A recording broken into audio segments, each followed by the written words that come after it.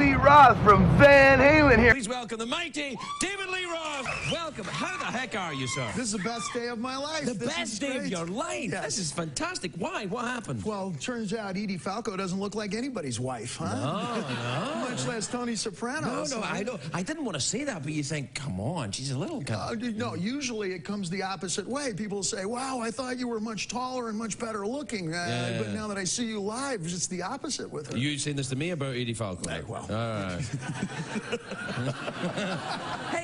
Hey, David. Has that ever happened before? You're probably thinking, who better to sing my praises than myself? Yeah, that's what I'm thinking, yeah. A tribute to yourself.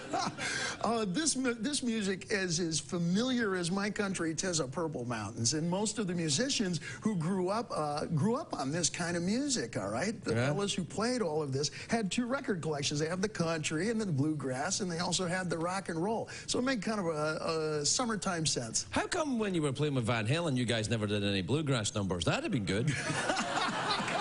Well, we came close. You know, there was friction early in the band. Was there any friction with you and the guys in Van Halen? I don't recall ever hearing anything about that. There was constant friction. Really? Are you kidding? Well, I thought it was just a publicity stunt. No. You guys really don't get along? There was constant fighting, and out of that comes the sparks that make that kind of conflict music. You were talking earlier about where's the tension? Where's the conflict? That's true in that play. Did you ever see that play, Night Mother? I did not. No, what happens? The woman comes on and says, I'm going to kill myself. You sit there for an hour and a half, then she kills herself. Okay, well, that sounds a lot like most rock and roll tunes. You kind of know right where it's going, and with our music, there was always that bittersweet. Yeah, Now, any chance of a Van Halen reunion? I kind of think it's inevitable. Really? You know? Oh, sure.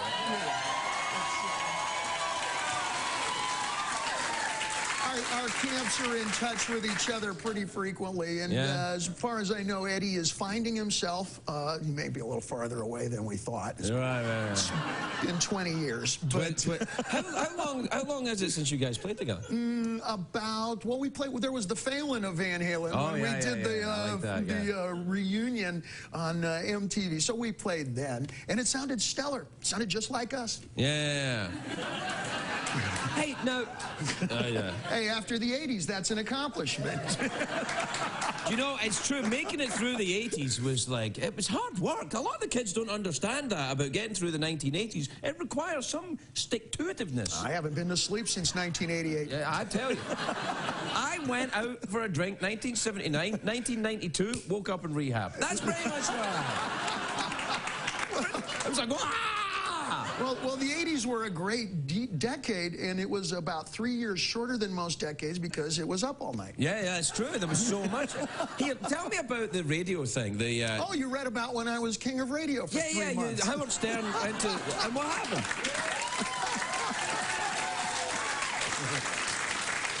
Is my life not like a Simpsons episode? Okay? Yeah, well, you know for 3 months, I was doing the radio there, and we've got a great lawsuit brewing. You know, the fellas who came on after me, CBS, coincidentally. Oh, great! Let's not talk about that. Really? Are you suing CBS? Oh yeah, I hired Darth Vader and Sons as my attorney. Come here. CBS don't have any money. Well, we'll do our best to root around. That's what they tell me anyway. Oh, we don't have any money. Just keep doing it. The automobiles. Yeah. But the fellas who followed me are a great show and had been in business for a long time. And I think I was most likely to create a diversion. So for 3 months, I did the greatest seat in American radio. Yeah. And now I'm doing. Now I'm going to be the mayor of Nashville. Really? Really? Actually, today we just got an email, I think it was from Great American Country Channel, and they want us to go and play in front of 60,000 in 4th of July. So really? In Nashville? Yeah, right in the heart of it. So what are you going to do in Nashville then? Are you going to actually be the mayor? I can't keep up with you, pal. No, it's poetry. The fellas who play on the band here are all going to be the tribute band are going to... Is I thinking Van Halen? Or are you actually going to be the mayor of Nashville? No. Or... All right. I don't think I'll be seeking public office anytime Why soon. not? Why not, Dave? Think it through. California, we like a celebrity. We like a celebrity. You're absolutely right. We like it here. We like a big charismatic figure to run things. I've got a pretty colorful checkered past here, man. Yeah, that would never work in politics. Oh, now listen, didn't I hear about you that you also worked as a paramedic for a while in New York? I'm a certified EMT. I'm emergency medical tech in New York. Yeah, what happened? How come you did that? That's kind of not show business. Okay, right before this episode of The Simpsons, when I got into radio, about 2 years ago, 2.5 years ago, I got myself a flat in the Lower East Side, and I called it Ludlow University, which is where I was living at the time. Yeah. And I went back to school. And in my family, my pop was a doctor, and, you know, there always was in the drugs family. Available? Yeah. It's where my head goes. I hear doctor, I think medication. And I probably made a little over 200 visits. You know, I was in the back of the ambulance. That's fantastic. Good for you. Worked all the boroughs and everything. I only was recognized maybe 3-4 times out of 200 calls for 911. That's got to be weird, though, if you're kind of like, you know, you're coming off a motorcycle or something, you go, oh, that's exactly. Lee Roth! Oh! Oh!